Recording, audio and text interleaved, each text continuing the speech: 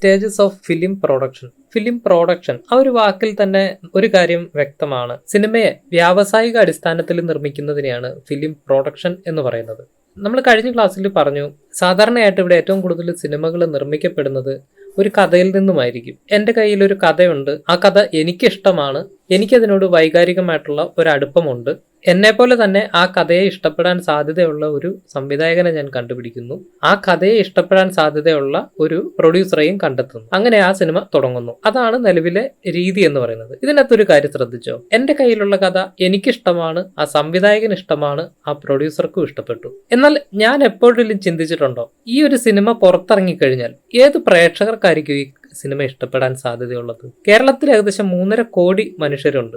അതിൽ സ്ഥിരമായി സിനിമ കാണുന്നവർ ഒരു 50 ലക്ഷം ഉണ്ടെന്ന് കണക്ക് കൂട്ടിയാൽ എന്റെ കഥയെ ഇഷ്ടപ്പെടാൻ സാധ്യതയുള്ള എത്ര മനുഷ്യരുണ്ടാവും? സ്ഥിരമായിട്ട് സിനിമ കാണുന്ന 50 ലക്ഷം മനുഷ്യരിൽ തന്നെ പല പല വിഭാഗങ്ങളായിട്ടുള്ള ആളുകളുണ്ട്. അതായത് പ്രായത്തിന്റെ അടിസ്ഥാനത്തിൽ നോക്കിക്കഴിഞ്ഞാൽ കൗമാരക്കാരുണ്ടായിരിക്കാം, യുവാക്കളുണ്ടായിരിക്കാം, മധ്യവയസ്കരുണ്ടായിരിക്കാം, മുതിർന്ന പൗരന്മാരുണ്ടായിരിക്കാം, അതേപോലെ തന്നെ സ്ത്രീകളുണ്ടായിരിക്കാം, പുരുഷന്മാരുണ്ടായിരിക്കാം, ട്രാൻസ്ജെൻഡേഴ്സ് ഉണ്ടായിരിക്കാം, അതേപോലെ തന്നെ വിദ്യാർത്ഥികളുണ്ടായിരിക്കാം, ജോലി ചെയ്യുന്നവരുണ്ടായിരിക്കാം, ഒരു പണി ഇല്ലാത്തവരുണ്ടായിരിക്കാം. സമൂഹത്തിന്റെ പല തലങ്ങളിൽ, മേഖലകളിൽ, പല പ്രവർത്തികളിൽ ഏർപ്പെട്ടിരിക്കുന്ന എല്ലാവരും കൂടെ ഉൾപ്പെട്ടതാണ് ഈ 50 ലക്ഷം സിനിമ പ്രേക്ഷകർ എന്ന് പറയുന്നത്. ഞാൻ പറഞ്ഞു വന്ന എന്താണെന്ന് വെച്ച് കഴിഞ്ഞാൽ, എന്റെ കഥയെ ഇഷ്ടപ്പെടാൻ സാധ്യതയുള്ളത് ഇതിൽ ഏത് വിഭാഗത്തിൽപ്പെട്ട ആളുകളാണ്, അവർ എത്ര എണ്ണം ഉണ്ടായിരിക്കും? ഈ വിഭാഗങ്ങളിൽ തന്നെ ഓരോ ആളുകൾക്കും ഇഷ്ടപ്പെടാൻ സാധ്യതയുള്ള സിനിമകളും വ്യത്യസ്തമായിരിക്കും.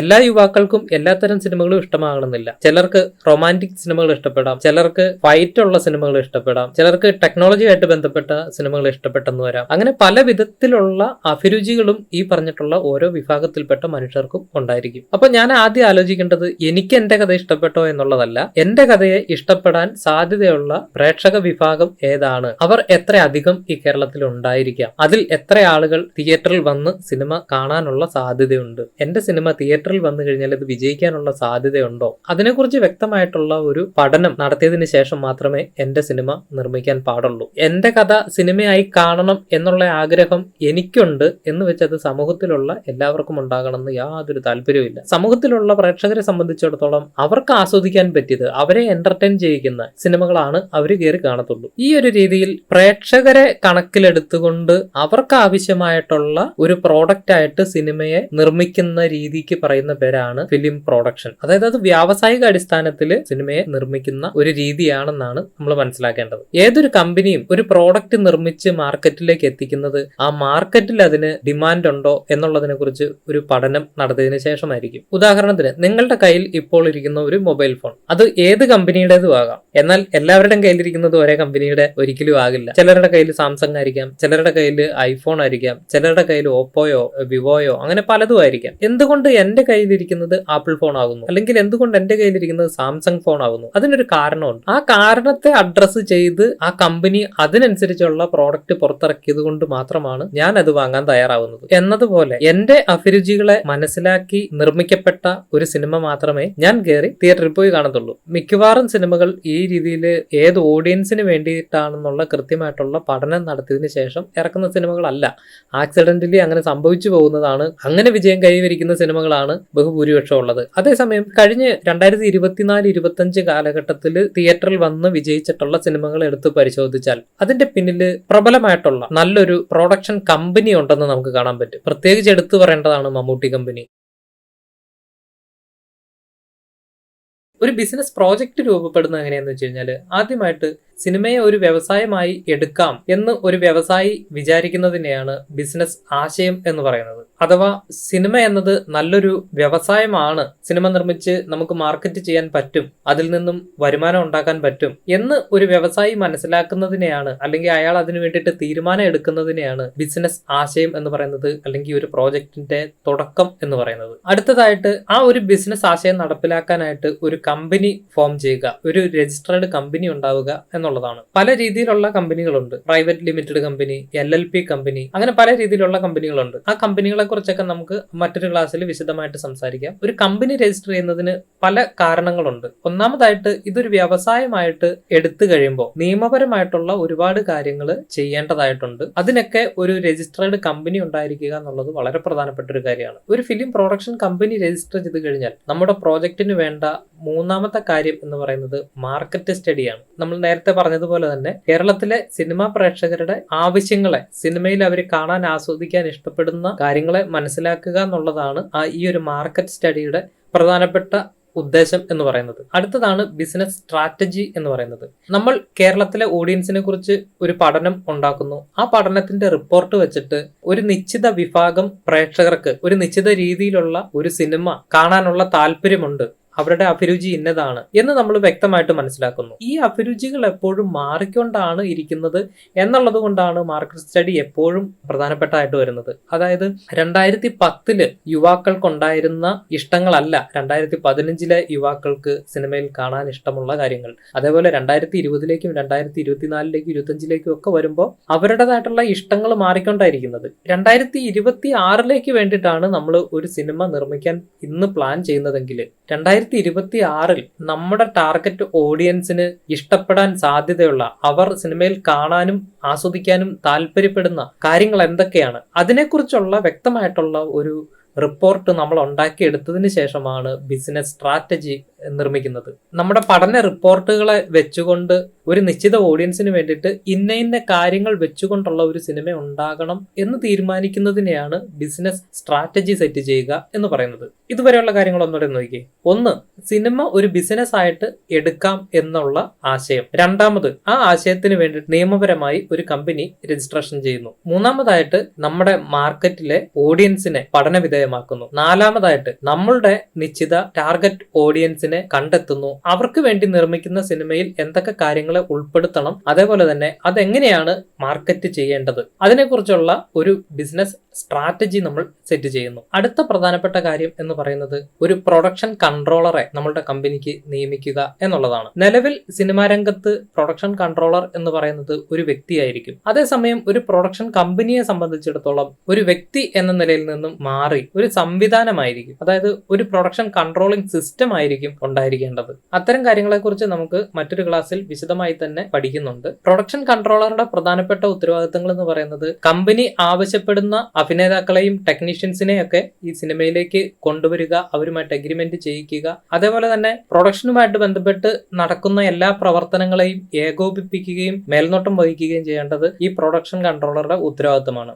അടുത്തതാണ് പ്രോജക്റ്റ് ബ്ലൂ പ്രിന്റ്. നമ്മുടെ കമ്പനിക്ക് എത്ര രൂപ ഈ പ്രോജക്റ്റിൽ ഇൻവെസ്റ്റ് ചെയ്യാനായിട്ട് സാധിക്കും, ഏതൊക്കെ ദേശങ്ങളിൽ റിലീസ് ചെയ്യാൻ പറ്റുന്ന സിനിമയായിരിക്കണം നമ്മുടേത്, ഏതൊക്കെ ഭാഷകളിലേക്ക് തർജ്ജിമ ചെയ്യാൻ സാധ്യതയുള്ളതായിരിക്കണം, അതേപോലെ തന്നെ പ്രധാനപ്പെട്ട നടീനടന്മാർ ആരൊക്കെ ആയിരിക്കണം എന്ന് തുടങ്ങിയുള്ള കാര്യങ്ങളെ വ്യക്തമായിട്ടുള്ള ഒരു മാർഗരേഖയായിട്ട് എഴുതി തയ്യാറാക്കുന്നതിനെയാണ് ബ്ലൂ പ്രിന്റ് എന്ന് പറയുന്നത്.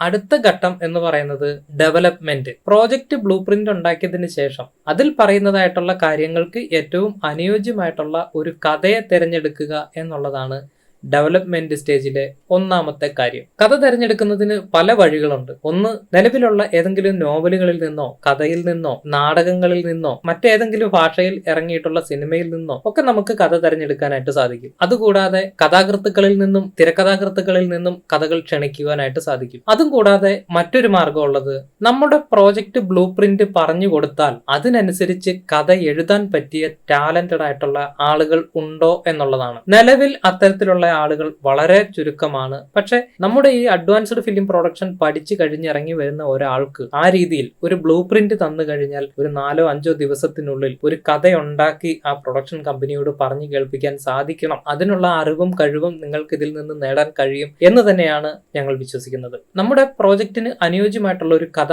കണ്ടെത്തുവാൻ കഴിഞ്ഞു. ആ കഥയുടെ റൈറ്റ്സ് കമ്പനി നിയമപരമായി വാങ്ങുക എന്നുള്ളതാണ് അടുത്ത ഘട്ടം. ആ റൈറ്റ്സ് വാങ്ങിക്കഴിഞ്ഞാൽ പിന്നീട് നമുക്ക് ആ കഥയിൽ എന്ത് മാറ്റങ്ങൾ വേണമെങ്കിലും വരുത്താൻ സാധിക്കണം. അടുത്ത ഘട്ടം എന്ന് പറയുന്നത് നമ്മുടെ സിനിമയുടെ അല്ലെങ്കിൽ നമ്മുടെ കഥയുടെ ഒരു സിനോപ്സിസ് തയ്യാറാക്കുക എന്നുള്ളതാണ്. സിനോപ്സിസ് എന്ന് പറയുന്നത് കഥയുടെ ഒരു രത്ന ചുരുക്കം എന്ന് പറയാം. ഒരു പേജിൽ കവിയാത്ത രീതിയിൽ നമ്മുടെ സിനിമയുടെ കഥയെക്കുറിച്ചും ട്രീറ്റ്മെന്റിനെ കുറിച്ചും ഒരു കുറിപ്പ് തയ്യാറാക്കുക എന്നുള്ളതാണ് സിനോപ്സിസ് എന്ന് പറയുന്നത്. ഈ സിനോപ്സിസ് തയ്യാറാക്കുന്നതിന് പ്രധാനപ്പെട്ട കുറച്ച് കാരണങ്ങളുണ്ട്. അതിൽ ഒന്നാമത്തേത്, നമ്മുടെ സിനിമയെക്കുറിച്ച് പത്രമാധ്യമങ്ങളിൽ, സിനിമ മാസികകളിലും ഒക്കെ പരസ്യങ്ങൾ ചെയ്യാൻ നേരത്ത് നമ്മുടെ സിനിമയുടെ പ്രചരണത്തിനായിട്ട് ഈ സിനോപ്സിസ് ഉപയോഗിക്കാറുണ്ട്. അതേപോലെ തന്നെ പ്രധാനപ്പെട്ട നടീനടന്മാരോട് ഈ പ്രോജക്റ്റിനെ കുറിച്ച് ആദ്യമായിട്ട് സംസാരിക്കുന്ന സമയത്ത് കഥ മുഴുവനായിട്ട് പറയാനുള്ള സമയം കിട്ടിയെന്ന് വരില്ല. അതുകൊണ്ട് തന്നെ ഈ സിനോപ്സിസ് ആയിരിക്കും ആദ്യമായിട്ട് നമ്മൾ അവരുടെ മുമ്പിൽ അവതരിപ്പിക്കുന്നത്. മറ്റൊരു പ്രധാനപ്പെട്ട ഉദ്ദേശമുള്ളത്, നമ്മുടെ കമ്പനിക്ക് ഇൻവെസ്റ്റ് ചെയ്യാൻ കഴിയുന്നതിനേക്കാൾ കൂടുതൽ പണം ഈ ഒരു സിനിമയുടെ പ്രോജക്റ്റിലേക്ക് ആവശ്യമായിട്ട് വരുന്നുണ്ടെങ്കിൽ കോ പ്രൊഡ്യൂസേഴ്സിനെയൊക്കെ കണ്ടെത്തേണ്ടതായിട്ട് വരും. അപ്പൊ അങ്ങനെയുള്ള സമയത്തും ഈ സിനോപ്സിസ് ആണ് അവരുടെ മുമ്പിൽ ആദ്യമായിട്ട് നമ്മൾ അവതരിപ്പിക്കുന്നത്. അടുത്ത ഘട്ടമാണ് തിരക്കഥ. തിരക്കഥ എന്താണെന്നും തിരക്കഥ എങ്ങനെയാണ് എഴുതേണ്ടതും എന്നുള്ളത് വളരെ വലിയൊരു പഠനം തന്നെ നമ്മൾ ഈ ക്ലാസിന്റെ ഭാഗമായിട്ട് ഉൾപ്പെടുത്തിയിട്ടുണ്ട്. അതുകൊണ്ട് തന്നെ തിരക്കഥയെക്കുറിച്ച് കൂടുതൽ വിശദമായിട്ട് ഞാൻ ഇപ്പോൾ പറയുന്നില്ല. കമ്പനിയുടെ നിർദ്ദേശങ്ങൾ അനുസരിച്ച് കമ്പനിയുടെ പ്രോജക്റ്റിന് അനുയോജ്യമായിട്ടുള്ള തിരക്കഥ തയ്യാറാക്കി എടുക്കുക എന്നുള്ളതാണ് ഈ ഘട്ടത്തിൽ ചെയ്യുന്നത്. അതിനുശേഷം നമ്മുടെ തിരക്കഥയ്ക്ക് അനുയോജ്യമായിട്ടുള്ള പ്രധാന നടീനടന്മാരെ ഈ പ്രോജക്റ്റിലേക്ക് ഉൾപ്പെടുത്തുക എന്നുള്ളതാണ് അടുത്ത ഘട്ടം. പ്രൊഡക്ഷൻ കൺട്രോളർ വഴി പ്രധാനപ്പെട്ട നടീനടന്മാരുമായിട്ട് സംസാരിക്കുകയും അവരുടെ ഡേറ്റും പേയ്മെന്റിന്റെ കാര്യങ്ങളും ഒക്കെ സംസാരിച്ച് ടോക്കൺ കൊടുത്ത് എഗ്രിമെന്റ് ചെയ്യുക എന്നുള്ളതാണ് അടുത്ത ഘട്ടം. പ്രധാനപ്പെട്ട നടീനടന്മാരുമായി മാത്രമല്ല പ്രധാനപ്പെട്ട ടെക്നീഷ്യൻസുമായും ഒക്കെയുള്ള എഗ്രിമെന്റും കാര്യങ്ങളും നടക്കുന്നത് ഈ ഒരു ഘട്ടത്തിലായിരിക്കും. നമ്മുടെ സിനിമയുടെ പ്രോജക്റ്റ് ഔദ്യോഗികമായിട്ട് ചേംബറിൽ രജിസ്റ്റർ ചെയ്യുന്നതും ടൈറ്റിൽ രജിസ്റ്റർ ചെയ്യുന്നതും ഒക്കെ ഈ ഒരു സമയത്തായിരിക്കും. അടുത്തത് ബഡ്ജറ്റിംഗ്. നമ്മൾ നേരത്തെ പ്രോജക്റ്റ് ബ്ലൂ പ്രിന്റ് ഉണ്ടാക്കിയ സമയത്ത് നമ്മുടെ കമ്പനിക്ക് എത്ര രൂപ ഈ പ്രോജക്റ്റിലേക്ക് ഇൻവെസ്റ്റ് ചെയ്യാം എന്നുള്ളതിനെ കുറിച്ചൊക്കെ ഒരു പ്ലാനിംഗ് ഉണ്ടാക്കിയിരുന്നു. എന്നാൽ തിരക്കഥ വന്നതിന് ശേഷം, പ്രധാന നടീനടന്മാരെ ഉൾപ്പെടുത്തിയതിനു ശേഷം, അതേപോലെ തന്നെ പ്രധാന ടെക്നീഷ്യൻസിനെയും ഈ പ്രോജക്റ്റിലേക്ക് ഉൾപ്പെടുത്തിയതിനു ശേഷം ഈ പ്രധാന നടീനടന്മാരുടെയും അതേപോലെ തന്നെ ടെക്നീഷ്യൻസിന്റെയും അഭിപ്രായങ്ങൾ കൂടി പരിഗണിക്കാറുണ്ട്. ആ രീതിയിൽ നോക്കി കഴിയുമ്പോൾ അവരുടേതായിട്ടുള്ള നിർദ്ദേശങ്ങളും കൂടെ കണക്ക് കൂട്ടി ഷൂട്ടിങ്ങിന്റെയും അതുപോലെ പോസ്റ്റ് പ്രൊഡക്ഷന്റെയും ചെലവുകളെ കുറിച്ച് ഒന്നുകൂടി കൃത്യമായിട്ട് പ്ലാൻ ചെയ്യുന്നത് ഈ ഒരു സമയത്താണ്. അതായത് സിനിമയുടെ യഥാർത്ഥത്തിലുള്ള ബഡ്ജറ്റിംഗ് നടക്കുന്നത് ഏകദേശം ഈ ഒരു ഘട്ടത്തിലാണ്. അടുത്ത ഘട്ടമാണ് ഫിനാൻസിങ്. നമ്മുടെ സിനിമയ്ക്ക് ആവശ്യമായിട്ടുള്ള മൂലധനം പുറത്തുനിന്നും സ്വീകരിക്കുക, അതേപോലെ തന്നെ നമ്മുടെ സിനിമ പ്രദർശിപ്പിക്കപ്പെടാൻ സാധ്യതയുള്ള ഇടങ്ങളിൽ നിന്നും മുൻകൂറായി പണം മേടിക്കുക എന്നിങ്ങനെയുള്ള കാര്യങ്ങളാണ് ഈ ഒരു ഘട്ടത്തിൽ നടക്കുന്നത്. അതായത് നമ്മുടെ ബഡ്ജറ്റ് പുതുക്കിയ സമയത്ത് നമ്മൾ മനസ്സിലാക്കുന്നു നമ്മുടെ കമ്പനിയുടെ മൂലധനത്തെക്കാൾ കൂടുതലായിട്ട് ഈ ഒരു സിനിമയ്ക്ക്, ഈ ഒരു പ്രോജക്റ്റിന് ഫണ്ട് വേണ്ടിവരും എന്ന് മനസ്സിലാക്കുന്നു. അതിനാവശ്യമായിട്ടുള്ള ഫണ്ട് കണ്ടെത്തുന്നതിനായിട്ട് കോ പ്രൊഡ്യൂസേഴ്സിനെയൊക്കെ ഈ പ്രോജക്റ്റിലേക്ക് ആകർഷിക്കുന്നത് ഈ ഒരു സമയത്താണ്. അതുപോലെ തന്നെ നമ്മുടെ സിനിമ മേടിക്കാൻ താല്പര്യമുള്ള TV ചാനലുകളുമായിട്ട് എഗ്രിമെന്റ് ചെയ്ത് മുൻകൂറായി അവരുടെ കയ്യിൽ നിന്നും പണം കിട്ടുമെങ്കിൽ അതിനുള്ള ഒരു ശ്രമം നടത്തുന്നതും ഈ ഒരു സമയത്താണ്. അതുപോലെ തന്നെ നമ്മുടെ സിനിമ പുറത്തു വരുമ്പോൾ മേടിക്കാൻ താല്പര്യമുള്ള OTT കമ്പനിയുമായി എഗ്രിമെന്റ് വെച്ച് അവരിൽ നിന്നും മുൻകൂറായി പണം മേടിക്കാനുള്ള ഒരു ശ്രമവും ഈ ഒരു സമയത്താണ് നടത്തുന്നത്. പണ്ട് കാലങ്ങളിൽ സാറ്റലൈറ്റ് റൈറ്റ്സും അതുപോലെ OTT റൈറ്റ്സും ഒക്കെ നമുക്ക് സിനിമ തുടങ്ങുന്നതിന് മുൻപ് തന്നെ കിട്ടാനുള്ള സാഹചര്യങ്ങൾ ഉണ്ടായിരുന്നു. എന്നാൽ ഇപ്പോൾ അങ്ങനെ ഒരു സാഹചര്യം നിലവിലില്ല. എങ്കിലും പ്രധാനപ്പെട്ട പ്രൊഡക്ഷൻ കമ്പനികളെല്ലാം തന്നെ അത്തരത്തിലൊരു ശ്രമം നടത്തുന്നത് സാധാരണയായിട്ടുള്ള ഒരു കാര്യമാണ്.